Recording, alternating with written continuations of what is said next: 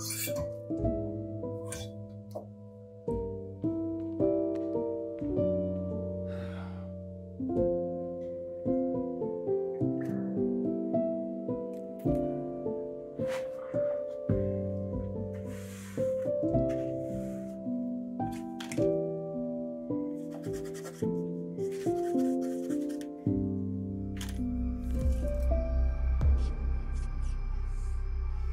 and waffles. Warlocks and waffles. Pact once broken, forged. Pact once broken, forged anew. Waffles. Warlocks and waffles.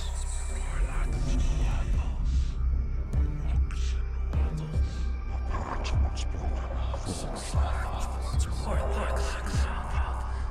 Pact once broken, forged anew.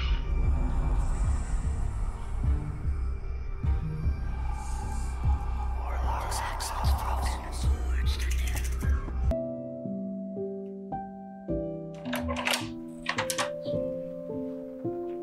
Did you want waffles?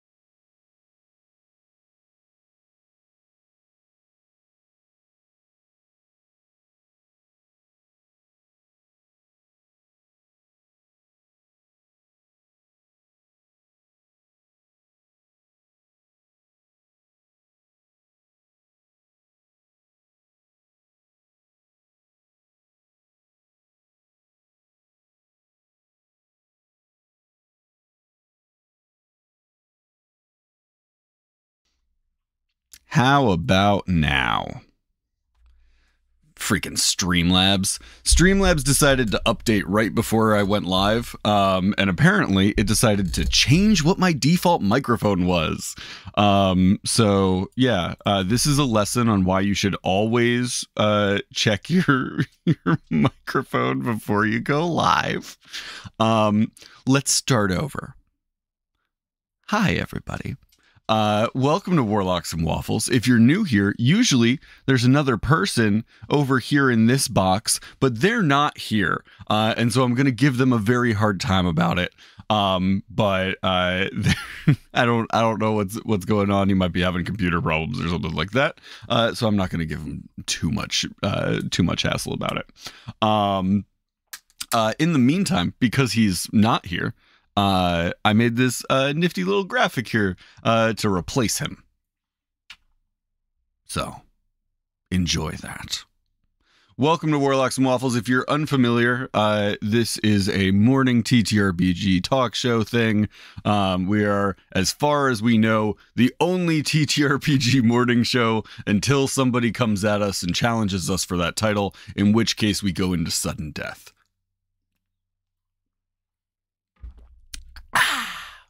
You don't realize how much you rely on another person to make content until they're not here to make content with you.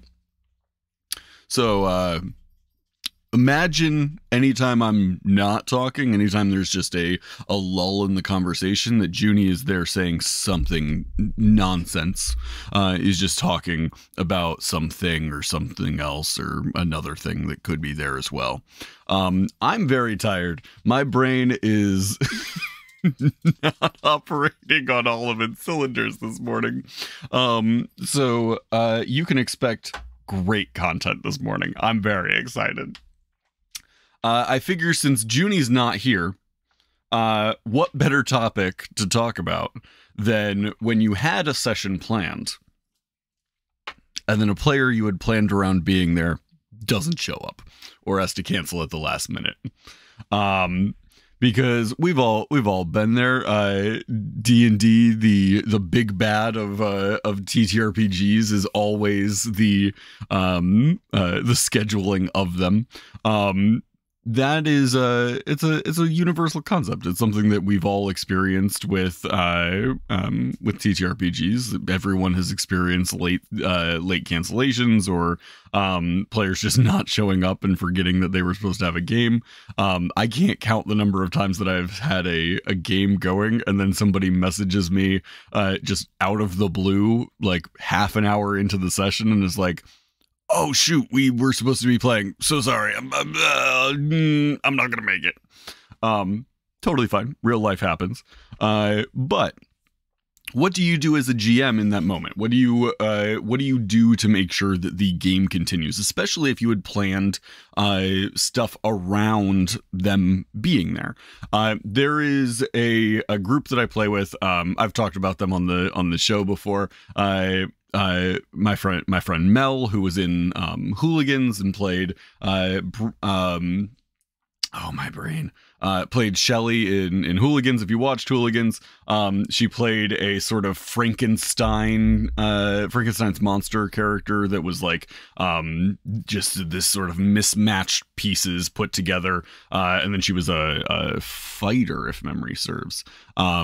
Oh man, it's been too long. We need to do a Hooligans reunion one shot soon. Mel played a character named Shelly in that game. In this game, she plays a character named Brecca, who is a dwarf monk. Their group is a lot of fun. I really enjoy running for them. They're one of the most dedicated to like what is the bit that we're committing to that I've ever experienced from a group. They are just every single bit that we want to do, they're right on the ball with it. They're gonna go full-fledged hardcore into any bit I throw at them because they're really into it. I am a very role-play and story-driven GM, and they are very much in line with that as a group of players. But all of that to say, I ran a game with them a way back when we were starting up the campaign, where they had another player that was going to be joining the group. They had somebody, a friend of theirs or something, that was going to be jumping in. They had expressed interest in playing, and so they had wanted to join the game.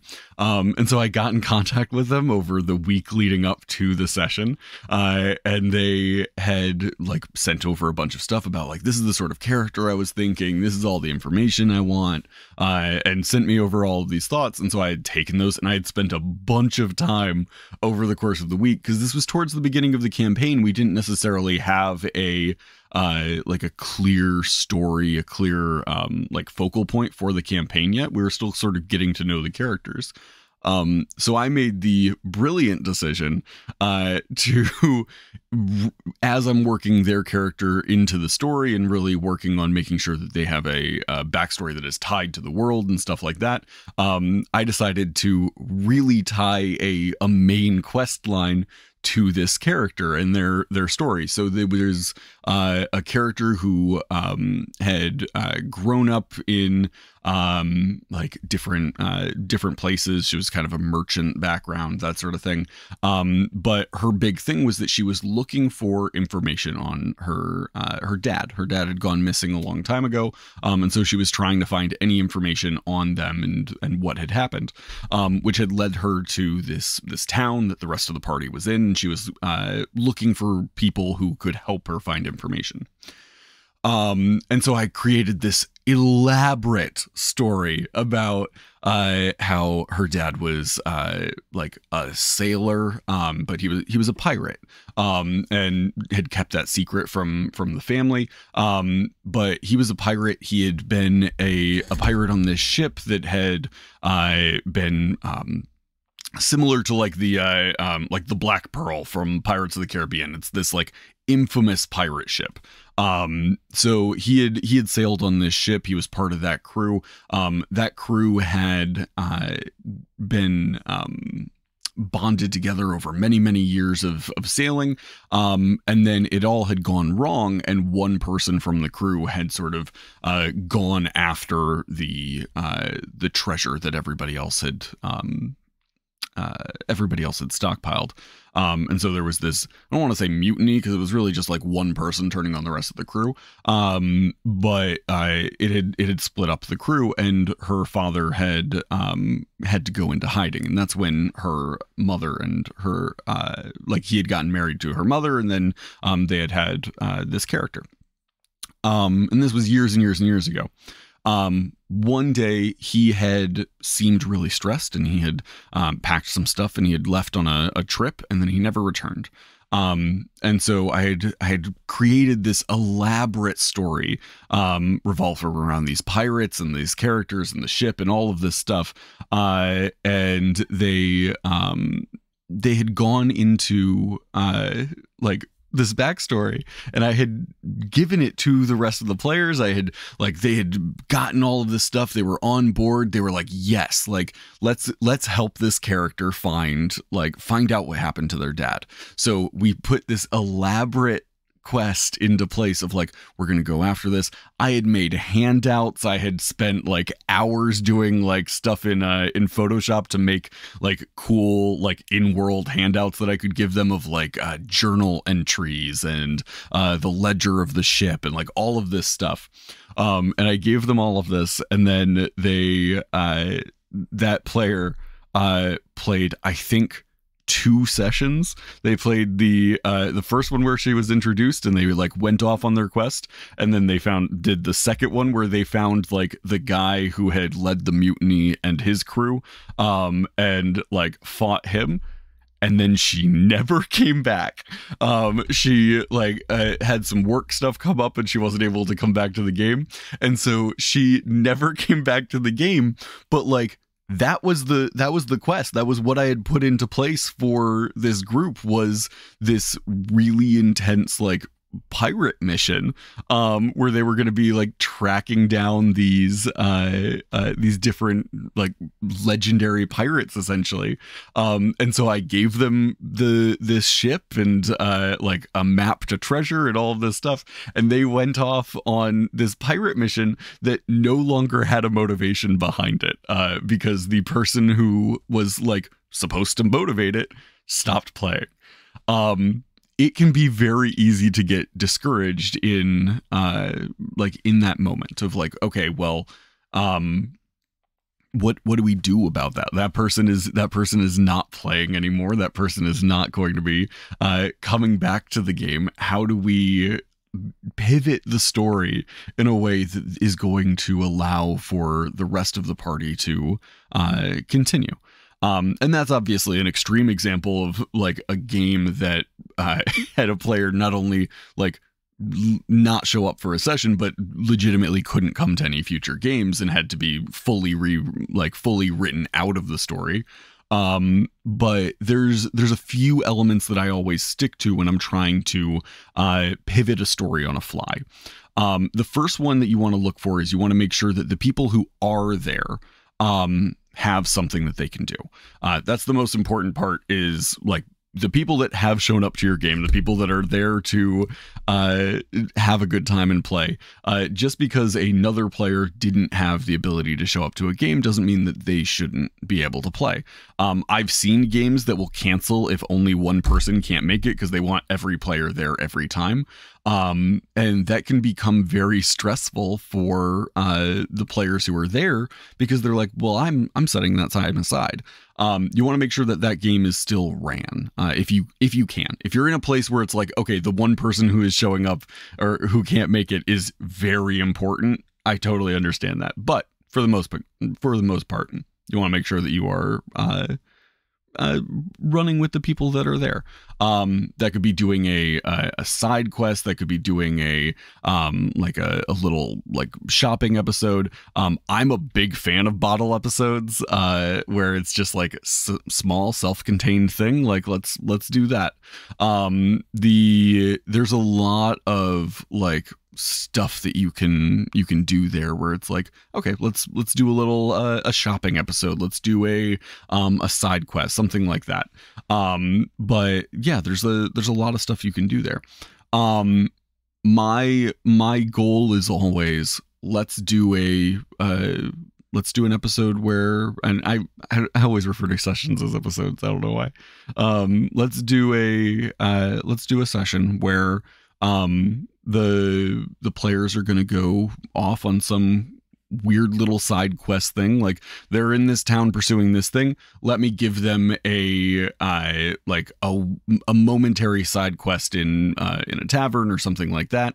I can give them some information that will help them on their grand adventure, but I also can give them something that is unique to itself.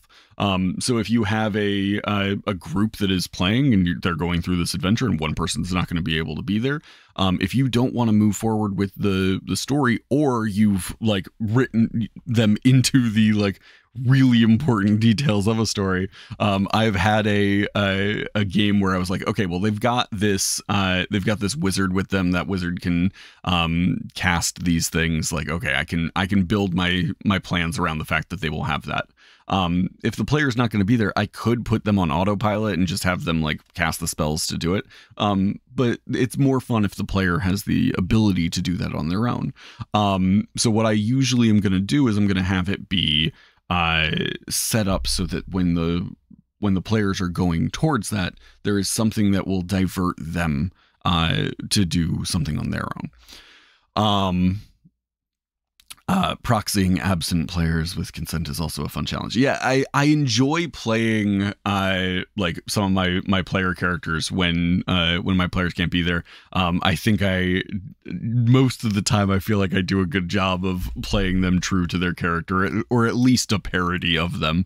But there's a lot of the time where that's not always like the best route forward. If you have a game that is going to be like dependent on their choices and their actions and stuff like that. If there's ever a really big thing, I usually want the full group to be there. I feel like I'm rambling, and I apologize for that. There's only one of me, and so my brain is scrambling to fill all of the time.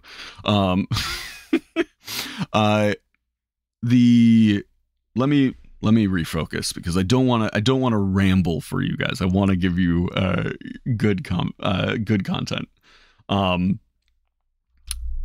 When you are trying to, on the fly, change stuff, give the players something side questy to do, something like that. There are a few things that I default to. The first is a bottle episode. Give the players a side quest thing that is going to take them into the deeper lore of something, or give them some sort of ally or something that will help them in the coming session. A couple of sessions ago with one of my groups, they are heading into massive boss fight. They aren't like technically in the boss fight yet. Thank you for subscribing. I appreciate that. They aren't technically in the boss fight yet, but they are headed there. So as they are going towards the boss fight, two of the players aren't able to make it to that session. Because those two players aren't able to make it to the session, I don't want to send them into the boss fight extremely like understaffed. And that is where Jimmy Cole Buffett's Margaritaville appears, which was a little like tiki bar next to a fight pit in the town that the boss fight was going to take place in, just ran by a little kobold. And they talked with that guy. He gave them information about the place they're in. There was also a fight pit there, so they got like distracted and got into the fight pit for a little bit. They spent a good amount of time sort of skulking around looking for information that they could use for the fight. But they got a lot of information about the area that the fight was going to be in, and like what was going to be trying to happen and stuff like that, to use in that fight. And because of it, it turned the tides of that fight the next session when the whole party was there, because they had more information about what was going on and what they should be expecting from the person that they were going to be fighting. If the party doesn't know what to be expecting, then they're not necessarily going to be prepared for it. And that was my plan originally, was that it was going to be an extremely unprepared moment where they don't know what to expect, and so there's a much higher chance of them like not making it through that fight. The fight would have been much more difficult, but the fight felt more like the victory felt more deserved at the end of the fight, because the players had turned the tide in such a major way, because they had spent the time looking into things, finding information, talking to people. It really changed the direction of that fight, because they had information that they wouldn't have had otherwise.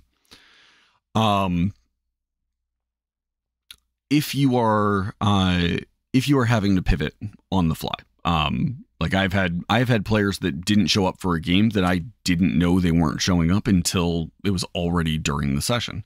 If you have to pivot on the fly like that, something that I find very, very helpful is choose something that the group has been trying to do for a while. Whether that is a member of the party has mentioned a few times that they really need like new armor. One of the party members has been wanting to use a weapon that they're not proficient in. One of the party members keeps doing perception checks and is just horrible at perception, and so they keep failing horribly. Maybe there's an NPC from one of their backstories that their character has been meaning to go visit. Anything like that. That is something that the players would, or the characters would be interested in pursuing, but can't because of the flow of the rest of the story. So especially if you've been like super busy or something like that, give the players a moment to catch their breath while that player isn't able to be there. One of the things that I find very effective here is having players sort of take agency in that decision with you, because you are the GM, you can make the decisions, but if you give the players the opportunity to make those decisions and voice that, they are much more likely to be invested in it as well. So we did an episode a few weeks back on like players giving trust to your GM. That goes the opposite direction as well. If you are a GM, you can give some agency and some trust to your players for the way that a session is going to go. If you don't exactly know what you are planning on doing, you can give the players all the agency in the world, and they can take that and run with it. Let's see here. Davy Jones once had a mechanic where characters were teleported away to a random plane, and a narrative or cosmic thing happened. Nothing bad, because that would mean to punish them, but it had a narrative reason for the campaign, but was essentially random. If you don't mind running solo or 2 to 3, it definitely changes what you do that session. having a good having a backup sermon or story quest for a smaller group in the back of your head or in notes would work pretty good. Yeah, I always have like something on standby of this is my plan if nothing else is working. There's a couple of weeks back on 420. We had a game on 420, and we realized that, okay, we're going to be missing at least one person from this game. We don't want to head them into the like stuff that they're heading into yet. So instead what we did was we did this side quest where we actually like rewound time a little bit, where like this takes place on like this date, like a couple of sessions before where we're currently at. It takes place in between those sessions. You can do like rewind time a little bit. Like this is a bonus episode. This week on a very special episode of whatever. Like you can rewind time a little bit and be like, this happened in that time where you guys didn't have a whole lot of stuff going on. You were super busy, or like traveling. If you have a group that is traveling from one place to another, there's a lot of time in between, like when they left and when they arrive, that you don't necessarily play out. So you could be like, this happened on the road from here to here, while you were like a day out or something like that. But I ran a one shot, which was the druid, who is a like circle of spores druid, grows mushrooms and stuff in the bottom of their ship constantly.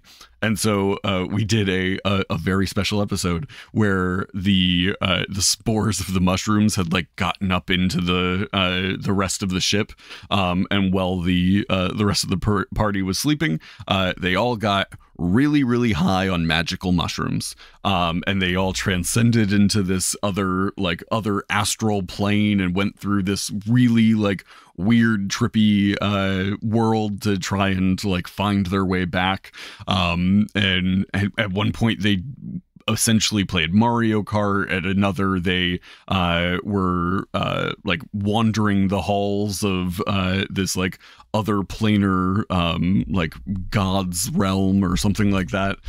There was a lot of like little bits of stuff that they went through and did, but then they came back and they got back into their regular flow of their story the next week.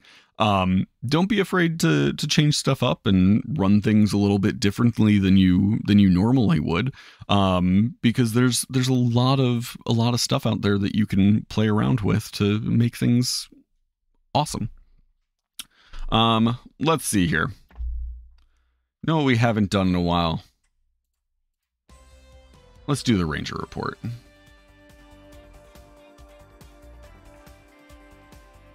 Welcome to the Ranger Report, everybody. Let's see here. What's going on? What's been happening here?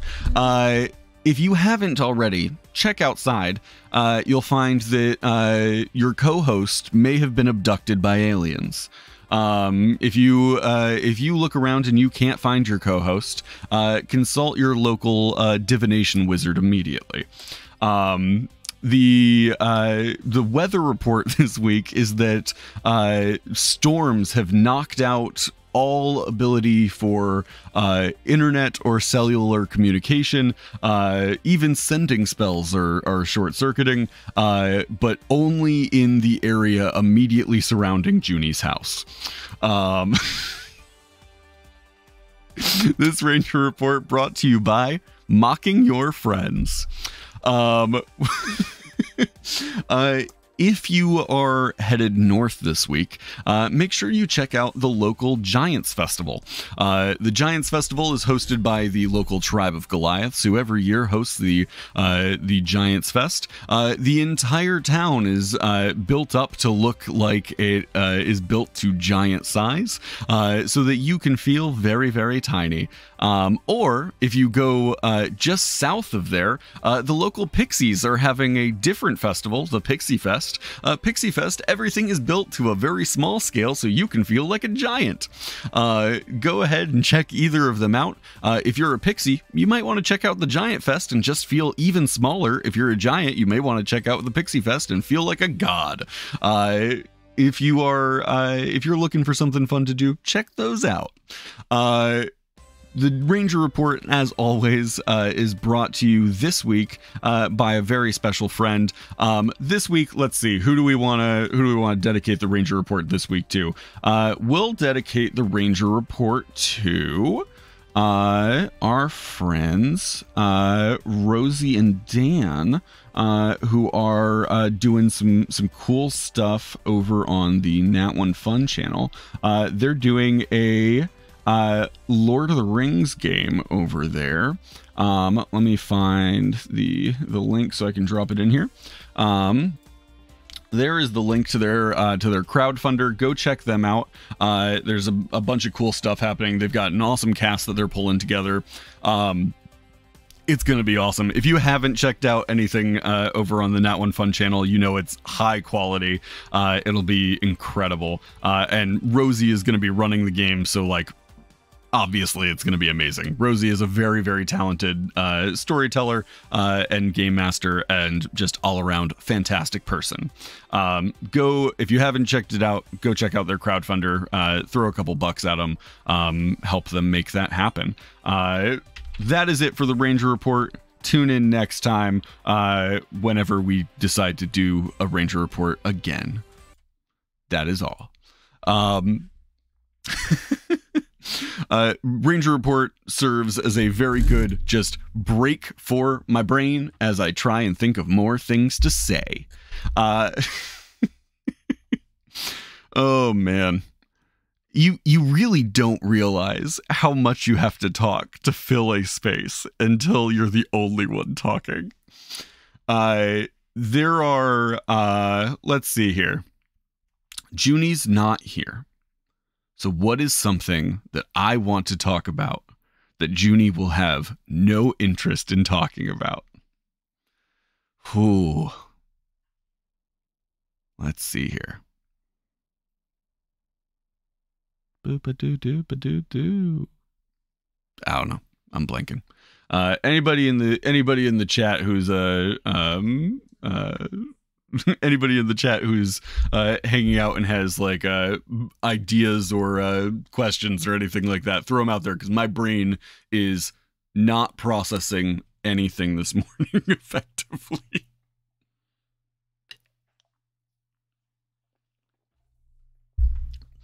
I've enjoyed his dialogue this morning. Very subtle. Yeah, you know, he's a man of few words when he's not here. Juni and I both enjoy the sounds of our own voices, so we talk a lot. Tell us about a game you are running right now. Anything cool going on? Oh man.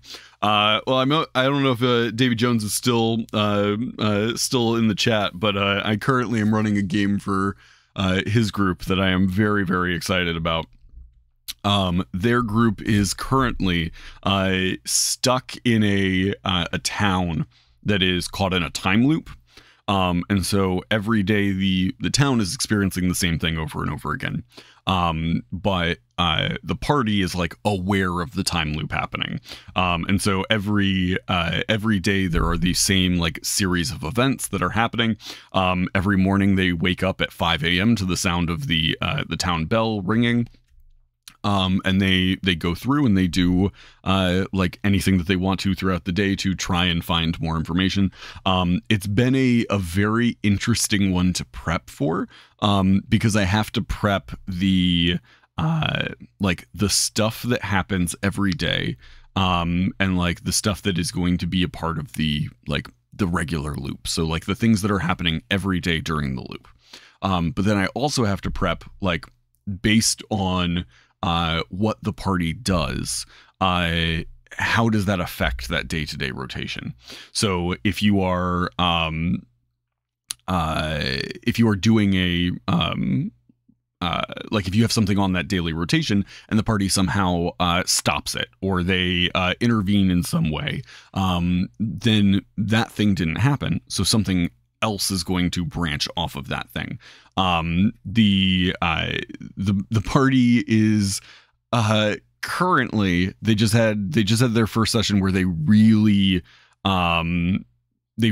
dove into like, okay, let's see if we can figure out all of the stuff that happened during the day. Because before that, they were just sort of like blindly muscling their way through the day, trying to like, we're just going to get to the end of it. We're just going to muscle our way through, trying to figure out everything. And they keep dying. And so I am not a GM who enjoys like a ton of combat in my games. But in this game, we are TPKing pretty much every session at least once. And so pretty much every session there is at least one death for the full group, and then they come back to life and continue with their rotations. Time loop seems super interesting to explore as a mechanic. It's a very fun mechanic to play with if you do it well. They have, let's see, so far they when they first woke up in the town, they were attacked by a bunch of GIF bandits and just absolutely obliterated. They blew up the town, woke up in the graves, time loop reset. They that next rotation, they went into the tavern and got some food, and then insulted the food of the cook. The exact let's see here, I wrote down the exact insult. I gave each of the NPCs in town like specific things that are like, these are things that will endear a character to these NPCs. These are things that will immediately enrage these NPCs. These are specific traits that this character hates. These are specific traits that this character enjoys, just to make it easier to interact with all the players. And so one of the things is that the guy who runs the tavern, Willie Maddow, is a dwarf barkeep. He's also the cook, and he is very proud of his food. And so if anybody insults his food, he is immediately enraged. And so the party went into the tavern. They ordered their food, and one of the party members said, this hollandaise is very one-dimensional. And so the barkeep blew his head off with a giant gun. And so the rest of the party was like, oh, no, and attacked him. And then while they were attacking him, they made enough noise that like the guards came in, and then they fought them, and it was a whole thing. And so that was the second time they died. The third time they went through, they tried to be a little bit more careful, a little bit more calculating, trying to figure out like, okay, we should probably find out, because everything is happening at the same time every day, we should figure out what those times are and like where things are occurring so that we can like keep track of all of that. So the third time through, they kept a little bit more of a like pulled back approach. They're just observing. They're not really interfering with any of the stuff that's happening. And so they started getting like, oh, okay, well, that's what happens at 7 a.m. That's what happens at noon. Like, and so they're just keeping track of all of that so that on a future rotation, they can take advantage of that information. So that rotation, all of them died different ways. Most of the time they're dying in like one centralized event. That time everybody died differently because they all were off in different directions. But they all died, came back, started their fourth rotation. In their fourth rotation, they started taking action on the things that they had found out from the third rotation. And so they were going out and they're doing all these things. They're taking action on this stuff, and I feel like they actually gained a lot of information this past session because they went through their third and fourth rotation. They gained a lot of information about what is happening in the town and what happens every rotation. And they've started marking out like, okay, these are things that are like a little bit weird. These are things that like that's good information for us to have, and really like capitalizing on those things. Let's see here. Chat had of a bi-weekly game we run at the house with the guys I grew up playing with many years ago. They're between points. This might be something to do Saturday night. They would never expect it. Now you really have me thinking here. That group is more into hack and slash, being old and grumpy. So this fits better for a younger group. I run Saturday mornings online. My absolute pleasure. Yeah, so the fun thing about doing a time loop, because this group has very opposite ends of the spectrum on like what they look for from a session. There are some that are like, I just want to role play all day, and like I would be super happy if we just dive into this game and we're just going to like just really dive into the stories all day. Have those players in the group. There's also players in the group that are like, I want to be fighting stuff. Why are we not fighting stuff? Is there anything to fight? And the time loop actually works really well for both of them, because yeah, the hack and slash is probably not going to be like the best way to get through the story, because you're going to be just fighting your way through everything. But there are very big events that are happening, like very dangerous things that are happening throughout the time loop, and so there are a lot of different elements to play with there, and also if they ever get bored and they're like, let's just kill stuff, and they just want to hack and slash their way through a problem, they can. It'll be reset at the next rotation. But like there are a bunch of events that take place in the rotation. There's a bandit attack on the town, which is just a bunch of these the GIF bandits, which are the banditopotamuses.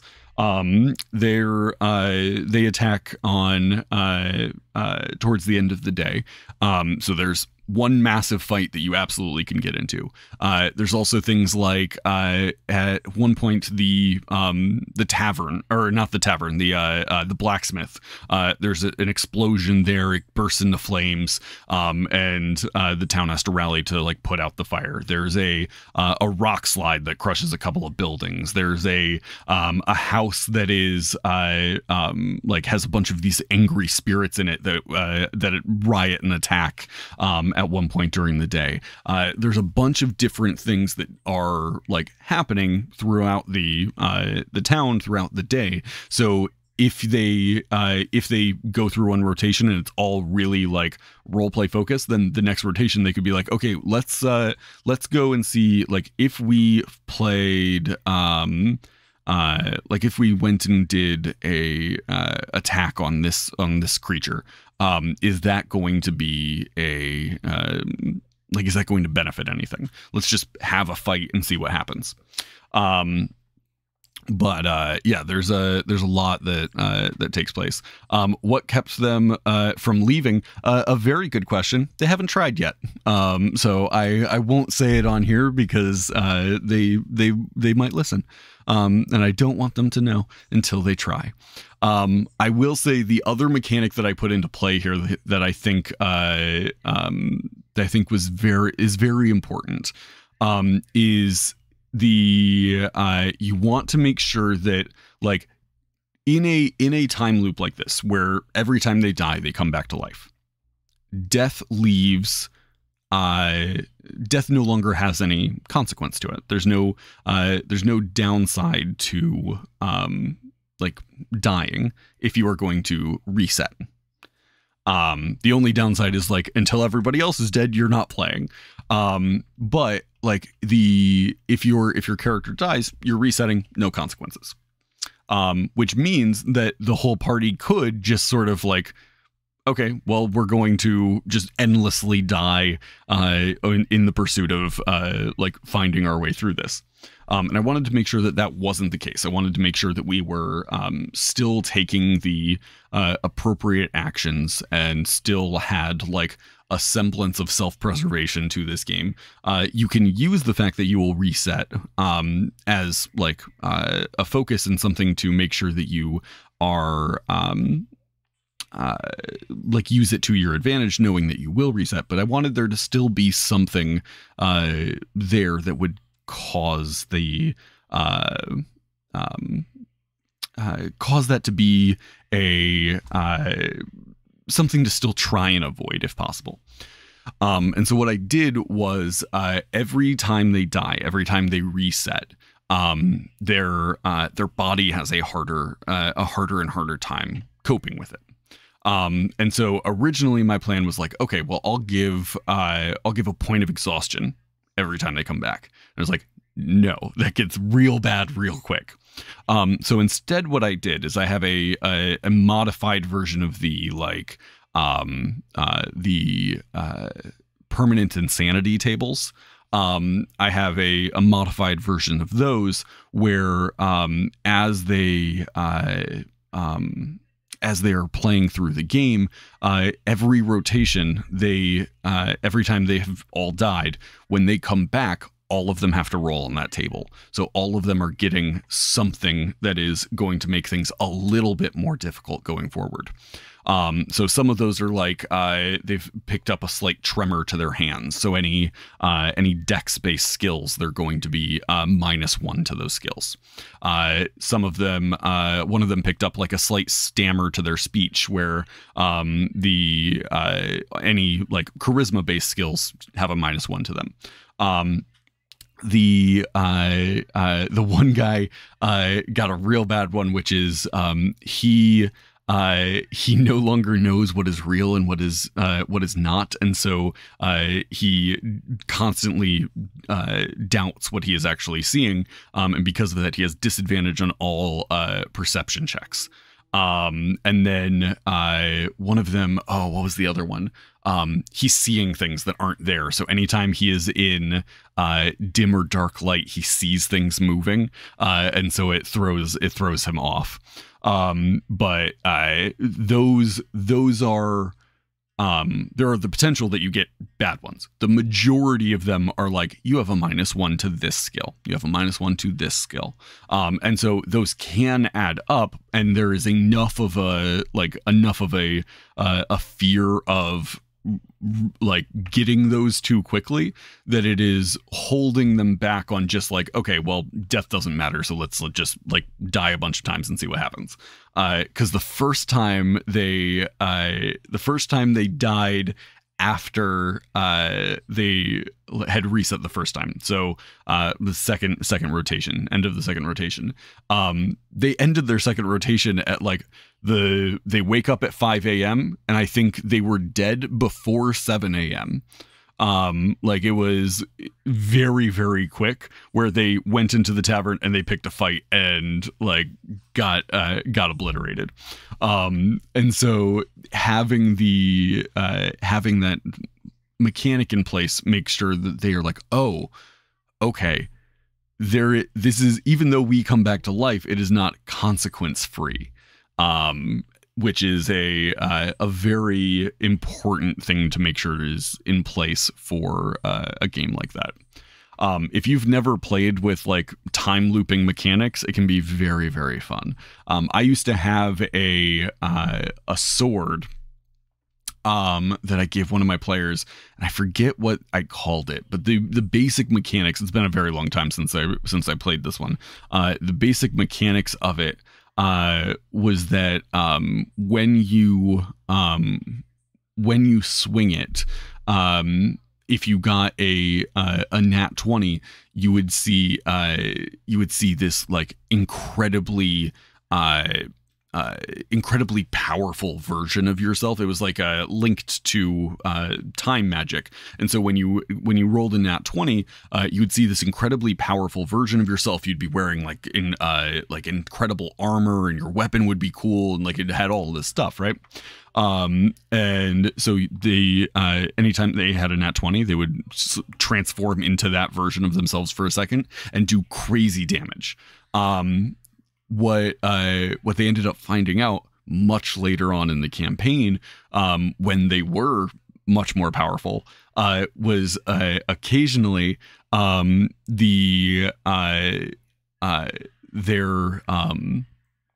that character, when he would swing his sword, if he rolled a nat 1, anytime he would swing his sword and rolled a nat 1, they would see he would just blink out of existence and be replaced by this like little like lower level version of himself.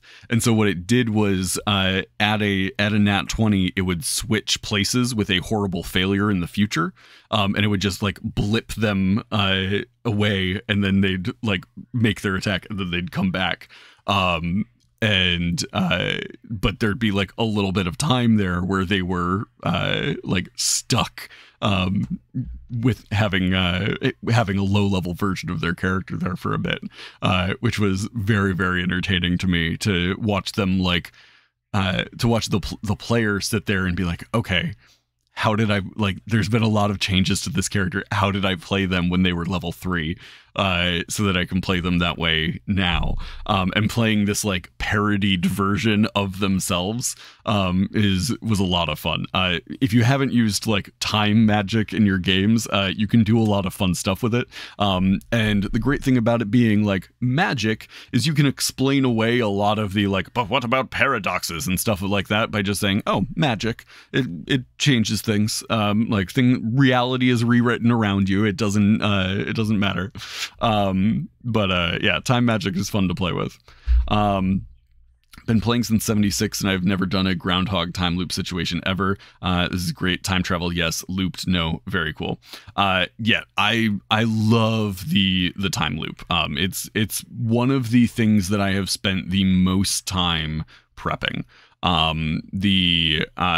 don't think I have prepped this much for a small like story arc, because this is not their main campaign. This is technically a side quest that they were sent on, that got them stuck here. And so, but I've put a lot of time into like crafting all the mechanics behind it to make sure that it like works well. And so I have a Google Doc with like the whole timeline laid out and like what happens when, and they link to different sections of the Google Doc about like if this then that, and stuff like that. Because the other important part is as they make choices and as they do stuff, we now know how that thing happens, if that thing happens, right? So like if they prevent the blacksmith's shop from exploding, if they stop that fire, then that doesn't happen, which means A, B, and C is going to happen. So in the future, going through that, like through future run throughs, I know that if that doesn't happen, then these things are going to happen because that's how it happened the first time, and it's stuck in a time loop. And so there is no like growth or change to the NPCs. All of the NPCs are exactly the same every single time. And so you have to keep very close track of how they interact with people and how they do stuff. I've gone so far as to like for every NPC, I've written down specific lines that they've said to the players. Like not everything they've said, but like specific key phrases and stuff that they've said. I've written down for those NPCs so that like I can drop those same things again, because they are like stuck in that same rotation. Let's see here. I said above, and I'll say it again. I've joined your Discord for private consultations. I'll get your Venmo. Absolutely. Happy to help. There's a lot of, I'm always happy to weigh in on stuff and look over like what people are doing. But yeah, running the time loop is the most effort I have put in to, making a game really, really detailed. And it's the most notes I've had for a game in a very long time. I think the most, I think before this one, it was like a year or so ago, and it was when my groups were going into the Feywild, and I had very detailed notes on like, okay, these are the rules of the Fey, and if you break these rules, this is what happens, and here's how these things interact. And I had like very detailed stuff on all of that. I would love to talk about. I know Juni has a lot of thoughts on the Feywild too, and so I want to do a Feywild episode with him. But yeah, there's a lot of like very cool stuff about the Feywild as well that I would love to dive into. I have a whole one shot where an archfey has like kidnapped this elven druid to become their bride, and you have to like go and rescue her and stuff. And there's some very fun mechanics in play with the rules of the Fae, because if you break the rules of the Fae while you are in the domain of that archfey, it grants him power over you, and so his stuff changes depending on like how many rules you've broken and things like that. So lots of fun stuff there.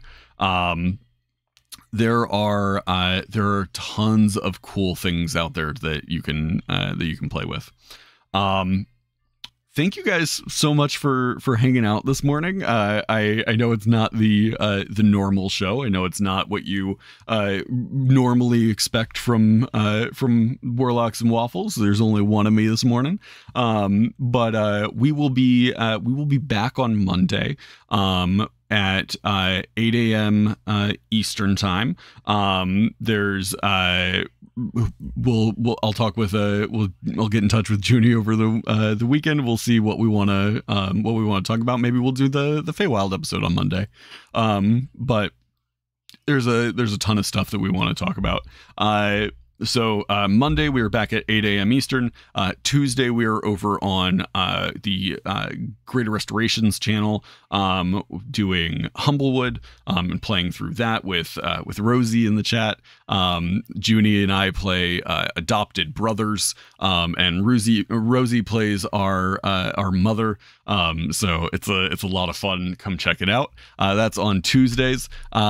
Wednesday, I fly out to the West Coast, and then on Friday, I fly up to Seattle. And then Saturday we are doing our live show from the Seattle area. So if you're in the Seattle area, I think it's actually Olympia. I'm not sure. I would have to pull up the specifics. I think it's Olympia.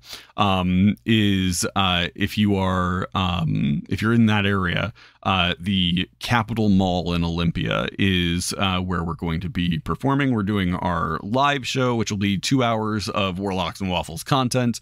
And who knows what that's going to turn into. That's a long time for us to talk on nonsense. I'm very excited.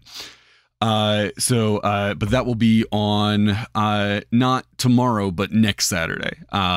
So come check that out. We're also going to try and do it as a live stream. So we'll see if we're capable of getting a stream set up for that as well.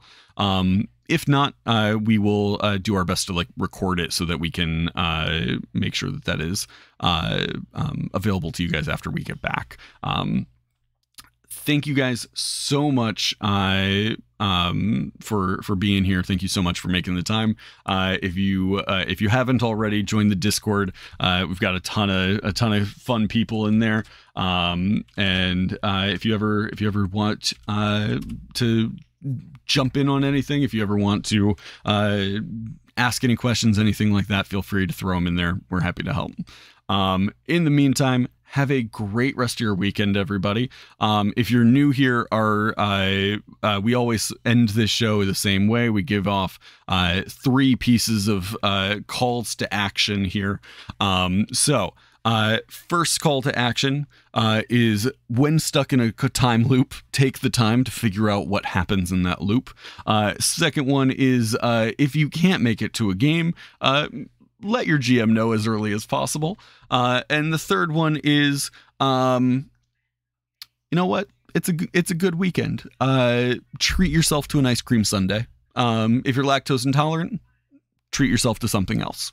Have a great weekend, everybody. We will be back on Monday, and I will see you then. Later.